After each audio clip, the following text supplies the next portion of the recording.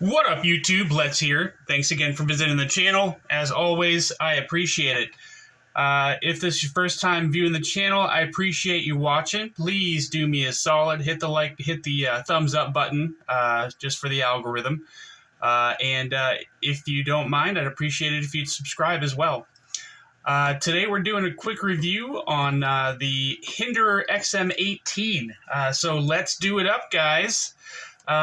This guy has been in my collection for about 8 months to a year now, and I love this knife. Absolutely love it. I was looking for a Hinderer for probably about a year and a half before I finally was able to pull the trigger on one, so super glad to have it. Let's get started with size comparisons. The Ontario Rat 1 is going to be slightly longer than this guy. The Ontario Rat 2, wow, that sucks. Is going to be quite a bit smaller, obviously. The DEMKO knives, starting off with the AD20S. The AD20S is going to be just a hair longer. And the AD20.5, obviously, is going to be quite a bit smaller than the Hinderer XM-18. Last but not least, SPYDERCO knives, PM2. Going to be just a hair shorter than the XM-18, and the Para 3 is obviously going to be quite a bit shorter than the XM-18. Carry profile, the handle on the PM2 is going to be just a hair shorter than the XM-18, and the Para 3 obviously is going to be a little bit shorter than the XM-18. The thickness compared to the the Para 3, the XM-18 is quite a bit thicker than the Para 3. And height, compared to the Para 3, it's not quite as tall. And let's get a blade stock thickness on this guy. Let's see here. All right, so we're zeroed out here. That's good. Blade stock thickness, 163, I think it's 164 thousandths. So I think most everybody in the knife community already knows most everything about this knife. So this is mostly for new people or people that haven't been in the knife community for very long. This guy's not super heavy in the pocket. It's not super huge in the pocket, but it is a bigger knife. Excuse me. The blade steel on this guy is S45VN. It comes in a couple of different flavors. I think they're selling it S45VN or 20CV right now. And this is the Spanto variant. Comes in a couple of different blade profiles. This particular one is the Spanto, and that stands for Spear Point Tanto Combination. It's got a flat that carries out to about 90% the length of the blade here, and we've got a swedge that carries out to about 90% of the blade here as well. It's hard to really say if this is a hollow grind or a flat grind. I kind of feel like it's a really shallow hollow grind, but I could be wrong about that. I don't want to lie to you guys, but I can't really tell. It's super close to being a flat grind as far as I can see. There is zero blade play up, down, left, or right on this guy, and the balance is right where you want it to be, right behind the pivot. So that's perfect right there. This particular Hinderer is running on bearings, but this comes with the what's called the tri-way pivot system. I don't know if you can see that right there or not, but that means that the knife comes with 3 different types of pivot bearings, not bearings, but it comes with ceramic bearings, it comes with nylon washers, and it also comes with Foster bronze washers.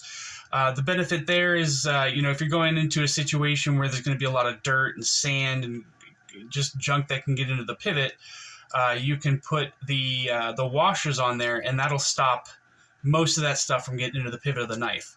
The benefit, obviously, for the bearings is that it makes the action a lot smoother on this guy.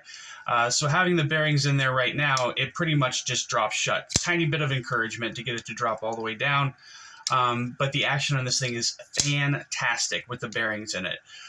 It doesn't get much worse when you put the washers in.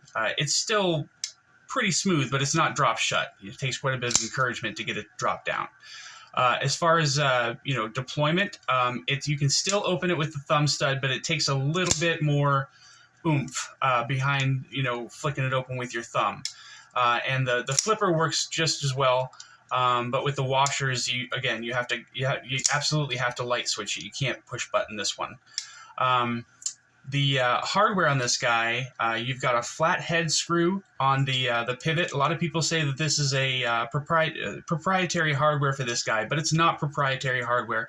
You can get any tools you need to take this apart at any hardware store or anything like that. And there is a spanner bit that you can get for the backside in case in case you need to work both sides of the pivot. And I think that only costs like a couple of bucks. But again, the pivot is a flathead screwdriver. The body screws themselves are a 5/64 hex bit, not a Torx bit. And you can see on the back here the pocket clip and also the steel upper insert is running on a Phillips head screw. I don't know why I had a stroke there for a second, but I couldn't talk for a minute. Excuse me.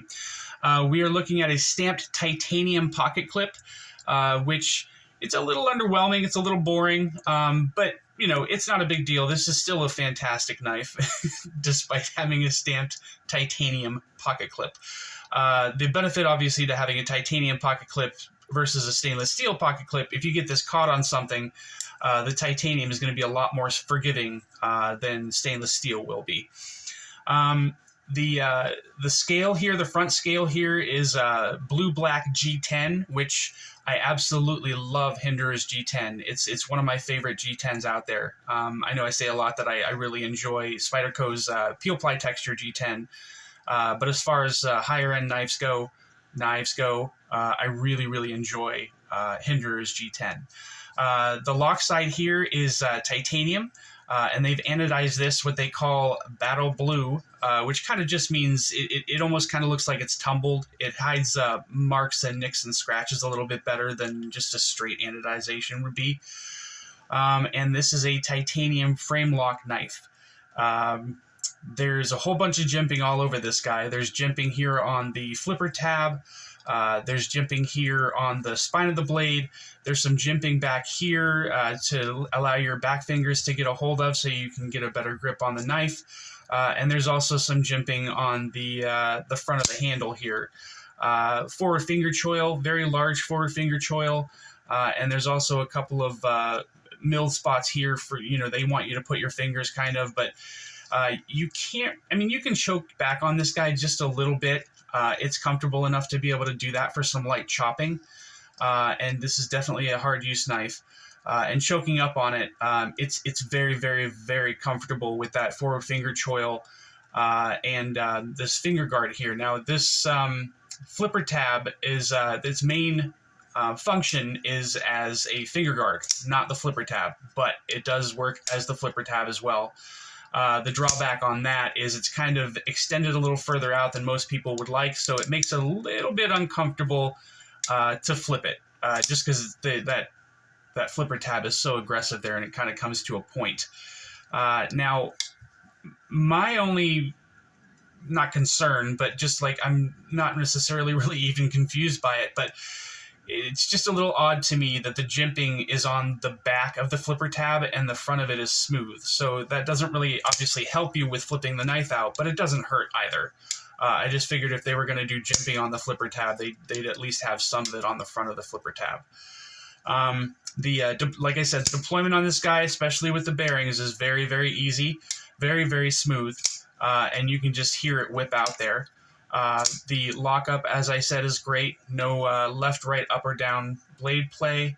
And the disengagement is very comfortable as well. You can see that there's not really any scalloping or cutout for the disengagement of the titanium frame lock, but there is some jimping here, and the blade is, or the handle's wide enough to where you can get your thumb in there and disengage it very, very easily. The detent on this thing is fantastic. I guess there were some issues when this first came out that had a really light detent. So as the knife progressed in different generations, he's fixed a bunch of that he's fixed the detent on this knife, so it works much better now, I guess, than it used to. This is my first Hinderer. Obviously, I haven't been exposed to them for years and years, so I don't know what the old ones felt like. But from what I hear from just about everybody, it's much better than it used to be. Obviously, these are very popular knives. As soon as they drop, they sell out within minutes, sometimes seconds. But it is a fantastic knife. The price for this guy is a little steep, but you get what you pay for, in my opinion. So this is a $420 knife, excuse me, at its base. And then the prices only go up from there. You can get special finishes, you can get special scales, you can get special hardware. You can modify the hell out of this knife, and that's one of the biggest drawing points, I think, to this knife is how modifiable it is. Is that a word, modifiable? I don't know. But people love modifying these knives, and they've got just endless different scales for this guy. I saw a few on Instagram today where they're titanium scales with the horse head milled into it, and that just looks fantastic. Now, as far as, I don't know if anybody cares about the horse head thing, but the reason his logo looks the way it does is because Rick Hinderer first started out as a fireman or a firefighter, and he lives on a ranch where his passion apparently is horses, so he kind of put those two together. So you've got the horse head here with the flames kind of trailing off from the mane. I think that's kind of cool. I really like his logo. Also on the back of the knife here, you can see that he labels it by milling his name into the back of the knife here. And that's just about, except for the blade steel and USA, because this is a USA made knife, that's just about all the billboarding that you get on the blade. These are currently unavailable. I did just look at all the different sites, but even if they were available when I looked, they wouldn't be right now because, like I said, they go very, very, very quickly. I've watched reviews on this guy from a bunch of different people, but everybody already knows that Metal Complex is just a huge Hinderer fanboy. And I've also I've just watched a bunch of reviews on this guy. Now, the only thing that bothers me about this knife a little bit is the thumb stud deployment. It's a little tough. You really have to get behind the thumb stud and kind of learn how to deploy it a little bit. But once you're used to it, it's really not that bad. And another thing, I was watching, I believe the channel is Edged Mindset. Once you see this, you can't unsee it. But he said the only thing that bothers him about this knife is the fact that the handle kind of looks like a floppy wang a little bit. And like I said, when I saw that, you just can't unsee it. But so it's kind of an endearing quality about this knife to me now. It's just a little weird, but man, is this knife comfortable. Absolutely love it. It's such a good knife. When you're locked in here, all of this different jimping here on the back of the blade, here on the handle, here on the lock bar, this is one of the best lockups for a knife ergonomics that I've ever felt. Once you get this in your hand, it ain't going anywhere at all, no matter what you could be in the damn Vaseline factory. You'll still be able to hold on to this knife. So that's probably one of the best things about it that I really, really like a lot.